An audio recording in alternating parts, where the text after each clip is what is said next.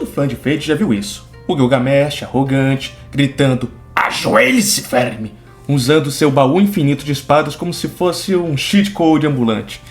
Pra muita gente, ele é só isso. O boss final, dourado, o rei babaca que subestima todo mundo e sempre perde porque é confessido demais por causa do protagonismo, do tiro, etc. Mas se eu dissesse que essa visão está errada? Ó, nesse vídeo a minha intenção é de mostrar por que o Gilgamesh não é só um vilão arrogante, mas ele é sim uma entidade trágica, um símbolo mitológico e talvez o personagem mais mal compreendido de todo o Nasuverso. Esse não é um vídeo sobre espadas. É um vídeo sobre verdade, vaidade e a queda de um rei. E para começar, que tal a gente falar sobre essa imagem que a comunidade criou dele? Aqui no YouTube mesmo, o Gilgamesh já virou um meme. Ele é o rei dourado que solta frases icônicas, trata todo mundo como verme e apela com espadas infinitas como se tivesse ativado todos os mods do jogo. A galera vê ele como o típico vilão de Shonen. Só vê os raps do Gilgamesh por aí. O que você mais vê é a música tratando ele como "Nossa, como eu sou brabo!". Mas essa é só uma casca, a versão superficial. A que ignora tudo que há por trás, as camadas de mitologia, tragédia e filosofia que fazem dele muito mais do que um boss final. Porque o Gilgamesh, ele não grita por zoeira e ele não carrega o baú só para explodir inimigos com estilo. O fandom criou esse rei babaca, mas na realidade, o rei está de luto. Luto por um mundo que perdeu o valor e por uma humanidade que esqueceu o que é ser digna. Por isso, vale lembrar para vocês que em Fate Stay Night, o Gilgamesh ele não deseja o Santo Graal. Ele não quer poder, ele não quer vingança, ele não quer amor, ele já tem tudo. Para ele, o mundo inteiro já é dele. Porque vocês têm que lembrar, meus amigos, que na época que o Gilgamesh era vivo, ele era o único rei do mundo. Ver o mundo dividido em tudo como ele está hoje em dia é toda uma subversão de todo o grande reino, e percebam, reino, não império, porque o Gilgamesh odeia o termo império. E se você viu algum rap chamando o Gilgamesh sobre como ele constrói império, saiba que ele explodiria a cara desse rapper porque ele não gosta da sua comparação com esses imperadores selvagens e violentos. Aí ó, o Gilgamesh, esse Graal que ele quer, é só uma ferramenta para ele recuperar e manter o que ele já possui. E é por isso que ele despreza os outros. Não porque ele é um vilão, mas porque ele enxerga o presente como um tempo fraco. Um tempo que esqueceu o que é nobreza, sacrifício e grandiosidade. E a partir do momento que você entende isso, você consegue entender que o Gilgamesh ele não mata por prazer, ele não é um sádico, e sim que ele mata por julgamento. Na visão dele, o mundo é só uma galeria de arte, e tudo aquilo que não tem valor estético, simbólico ou espiritual deve ser apagado. Ele não vê as pessoas como vidas, mas como ornamentos. E como qualquer curador exigente, ele não tolera imperfeições. E para o Gilgamesh, a existência só tem sentido se ela for grandiosa, se ela for bela, se ela for digna. Tudo que é vulgar, medíocre, fraco ou repetitivo é lixo. E o lixo deve ser eliminado. Não por raiva, não por vingança, mas por purificação. E assim ele não odeia os humanos. Ele despreza a banalidade. E é por isso que ele fala frases como "Eu permito tudo que é magnífico, mas não suporto dá-lo a isso sem sentido". Ele não é só uma fala arrogante. É a filosofia de um rei que acredita que o mundo precisa ser restaurado ao seu estado original, quando tudo ainda tinha valor. E na cabeça dele, o que ele faz não é assassinato, é a curadoria, é o cuidado com seu jardim. Ele não vê isso como destruição, ele vê limpeza, refinamento, ordem. E por isso ele raramente demonstra prazer ao matar. O que ele sente é repulsa. Repulsa por aquilo que insiste em existir mesmo sendo feio, mesmo sendo comum, mesmo sendo vazio.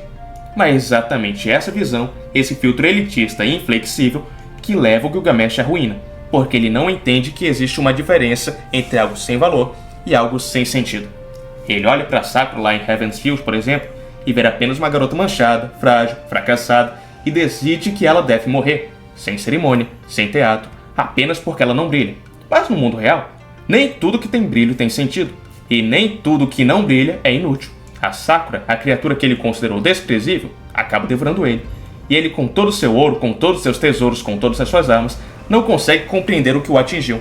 No fim, o Gilgamesh em Heaven's Field não foi derrotado por alguém mais forte, ele foi derrotado por algo que ele recusou a se enxergar, porque a humanidade não é feita só de lendas, ela é feita de pedaços quebrados que ainda assim carregam significado. E é por causa disso que não existe nenhum único bad end, pelo menos até onde eu me lembre, onde Gilgamesh acaba derrotando Shirou. O Gilgamesh, ele perde em todas as 3 rotas principais de Fate Stay Night, mas ele nunca perde da mesma forma, e muito menos pelo mesmo motivo. Quem olha de fora só consegue ver um padrão repetitivo. O vilão arrogante, subestimando a Saber, subestimando Shirou, subestimando a Sakura, é punido e acaba morrendo por isso. Mas quando você entende quem é o Gilgamesh de verdade, cada derrota revela uma falha conceitual, não de combate, mas sim de visão de mundo. Na rota Fate, ele não perde para Arthur, ele perde para a Avalon, um tesouro que a Arthur havia perdido em vida e que, se ela tivesse continuado com os mesmos conceitos que ela tinha em vida, ela teria perdido aqui. Ela só vence o Gilgamesh porque ela teve um encontro com Shirou que mudou e evoluiu. Aqui, o Gilgamesh enfrentou a Saber no seu auge. Ele ativou a Ea, a espada que pode distorcer a realidade, que representa o caos antes da criação e que nada deveria ser capaz de parar, nem mesmo a Excalibur da Artúria. Mas a Saber, ativando a Avalon, faz com que o Gilgamesh pela primeira vez veja algo que ele não pode tocar. A Avalon é uma utopia inalcançável, um ideal puro demais para ser conquistado. E o Gilgamesh é um rei que possui tudo, mas perde para o que não pode ser possuído. E quando a Saber vence, ele não grita, ele não se revolta, ele toca o rosto dela, sorri e diz que algumas coisas são belas porque não podem ser possuídas. Aí o Gilgamesh reconhece sua própria limitação. Ele aceita que a beleza fora do seu domínio, e essa é a sua redenção silenciosa. Na rota Unlimited Blade Works, ele perde para o Shirou. Aqui ele não perde para poder, ele perde para ideologia. O Shirou é tudo aquilo que o Gilgamesh despreza. Um humano comum, um idealista juvenil e alguém que acredita em salvar todo mundo. Mas é exatamente isso que o torna invencível naquele momento. O Gilgamesh não consegue entender como alguém tão inferior resiste a ele. Como alguém sem glória, sem status, sem legado, pode encarar de frente o rei dos heróis. E é por isso que o Gilgamesh começa brincando com ele, fora do BW, só com as suas armas normais, não usando nem mesmo mais de 10 espadas. E quando ele entra no BW, ele continua com a mesma mentalidade de fora do BW, o que acaba levando ele à derrota. O Shiro tem uma arma que o Gilgamesh não tem naquele momento: convicção, não orgulho, mas propósito. E quando a lâmina do Shiro atravessa o peito do Gilgamesh, o que é destruído ali não é só o corpo dele, é a certeza de que só os grandes têm o direito de existir. E na rota Vencesville, ele não perde, ele é devorado. Aqui não há honra, não há luta, não há duelos de ideias. Gilgamesh é reduzido à sua forma mais crua, alguém que despreza o fraco. Ele olha para Sakura, já falei aqui pra vocês, né? Já tomado pela sombra do Angramânio e não vê nada de digno, apenas sujeira, apenas vulgaridade. E por isso, ele baixa a guarda. A Sakura devora ele, sem aviso, sem glória. O rei dos heróis desaparece como alimento para algo que ele nem considerava digno de viver. Essa derrota não é uma queda, é um apagamento. Um colapso da própria lógica que sustentava o Gilgamesh desde o início.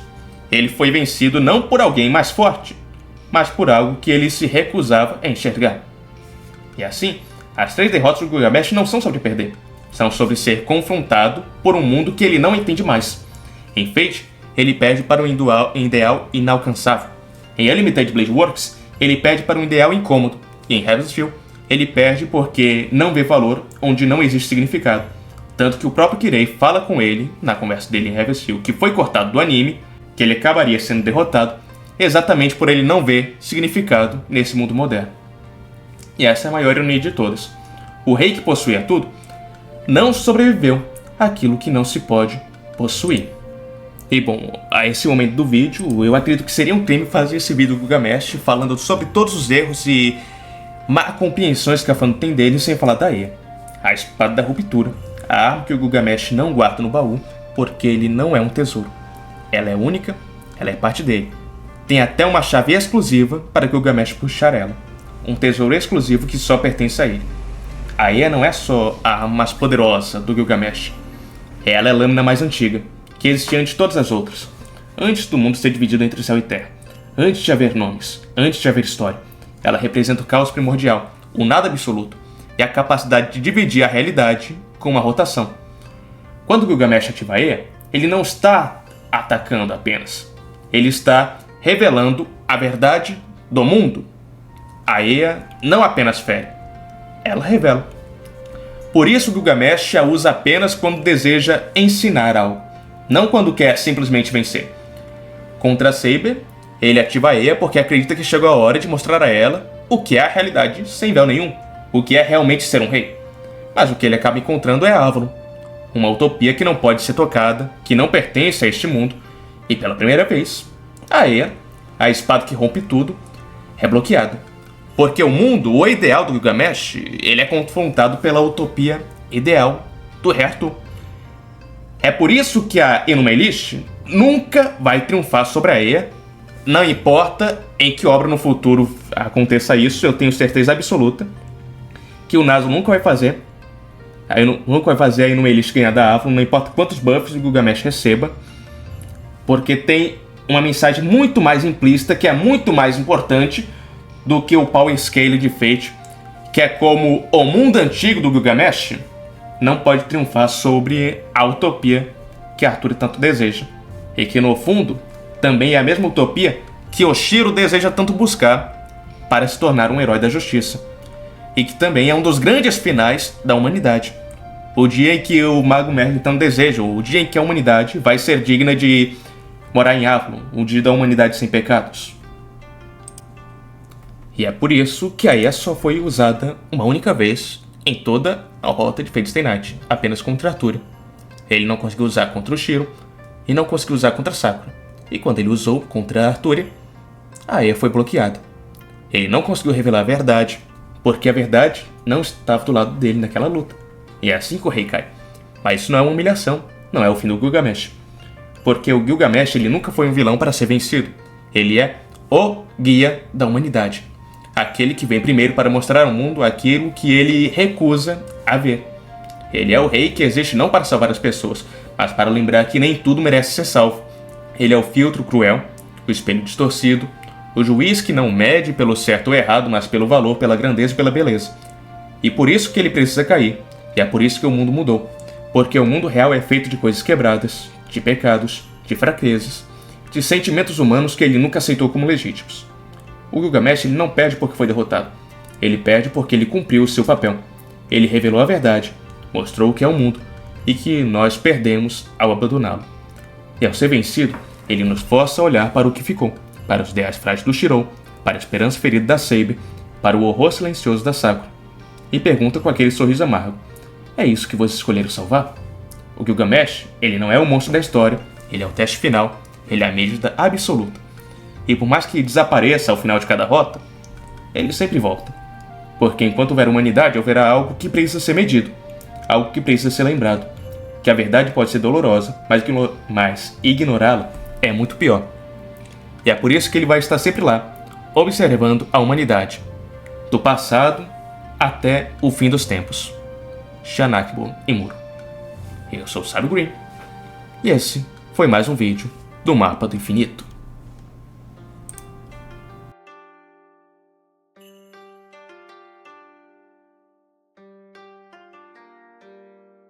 E mais um vídeo do Mapa do Infinito acabou. Não se esqueça de deixar o like no vídeo e de se inscrever no canal. E se é novo por aqui, confira os outros vídeos e confira os produtos dos nossos patrocinadores. Não deixe Tiamat triste. Compartilhe esse vídeo com seus amigos.